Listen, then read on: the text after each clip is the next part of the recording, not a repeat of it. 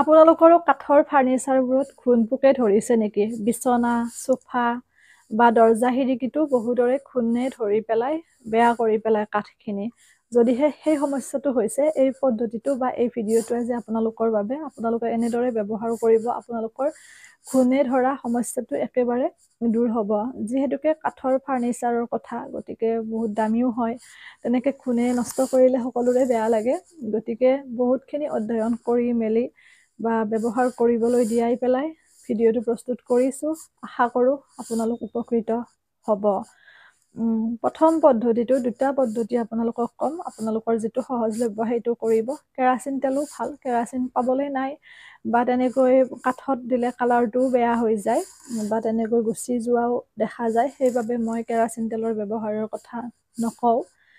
বাকীকেইটা ব্যৱহাৰ আপোনালোকক জনাওঁ। তাৰ বাবে আপোনালোকক লাগিব চাৰ্ফ, যিটো আমি কাপোৰ ধুবলৈ ব্যৱহাৰ কৰোঁ, ডিটাৰজেণ্ট। যিকোনো আপোনালোকে যি ব্যৱহাৰ কৰে সেয়া ল'ব। ধৰি লওক এগিলাচ পানী, স্প্ৰে বটলত ভৰাব লাগিব। এগিলাচ পানী, তাত আপোনালোকে চাৰ্ফ ল'ব আধা চামুচমান, আধা চামুচ চাৰ্ফ ল'ব। লগতে তাত আপোনালোকে চৌদা ল'ব, যিটো আমাৰ বেকিং চৌদা আছে সেয়া ল'ব আধা চামুচ। আধা চামুচ চাৰ্ফ, আধা চামুচ বেকিং চৌদা পানীত মিহলাই ল'ব। মিহলাই পেলাই স্প্ৰে বটল এটাত ভৰাব।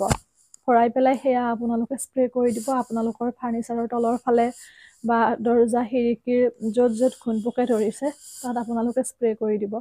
এই পদ্ধতিটো অৱলম্বন কৰিলে আপোনালোকে ঘূণ-পোকৰ সমস্যাৰ পৰা আপোনালোকে মুক্ত পাব। বহুত বেছি ভাল হয় এই পদ্ধতিকেইটা। গতিকে প্ৰথমতে আপোনালোকে এইটোৱে ব্যৱহাৰ কৰক আৰু জনাবলৈ মোক নাপাহৰিব। বহুত ভাল, নিজেও মই ব্যৱহাৰ কৰি সুফল পাইছোঁ। একেবাৰে সহজলভ্য বস্তু।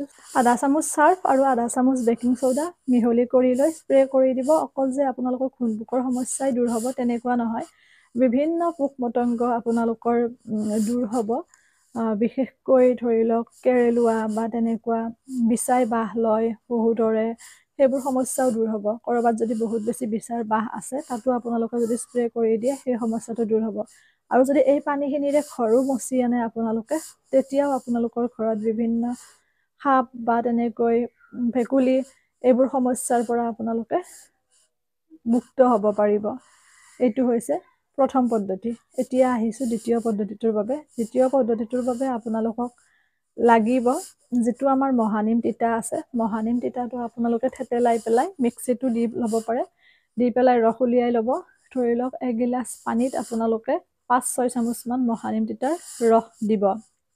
আৰু তাত আপোনালোকে দিব লাগিব যিটো আমাৰ কৰ্পূৰ আছে, মানে লাড্ডু বনাবলৈ ব্যৱহাৰ কৰা কৰ্পূৰটো। কাপোৰত থোৱা নেপথেলিন বলৰ কথা কোৱা নাই, সেইটো পানীত মিহলি নহয় তেনেকে। গতিকে যিটো আমাৰ কৰ্পূৰ পূজাৰ সা-সামগ্ৰী পোৱা দোকানত কিনিবলৈ পায় বগা বগা, মই বহুকেইটা ভিডিঅ'ত দেখুৱাইছোঁ। সেই কৰ্পূৰ আপোনালোকে 2-3খনমান গুড়ি কৰি দিব। গুড়ি কৰি দুয়োখিনি বস্তু খুব সুন্দৰকৈ মিহলি কৰিব আৰু মিহলি কৰি আপোনালোকে স্প্ৰে বটলত ভৰাই পেলাই স্প্ৰে কৰি দিব। কিন্তু এটা কথা, যদি কালাৰ থকা ৱাল হয়, ৱালত কিন্তু কৰিব নিদিব, কাৰণ যিহেতু মহানিম তিতাৰ অকণমান কালাৰ এটা আহি যায়, গ্ৰীণ কালাৰ, সেইবাবে আপোনালোকে এনে স্প্ৰে কৰি দিব। এই দুয়োটা পদ্ধতি অৱলম্বন কৰিব, আপোনালোকৰ ঘূণ-পোকে ধৰা সমস্যাটো একেবাৰে দূৰ হ'ব। এৰিছোঁ, পুনৰ নতুন ভিডিঅ'টিৰে লগ পাম। সকলো ভালে থাকিব, সুস্থ থাকিব, হাঁহি থাকিব। ভিডিঅ'টো শ্বেয়াৰ কৰিব যাতে সকলোৱে উপকৃত হ'ব পাৰে।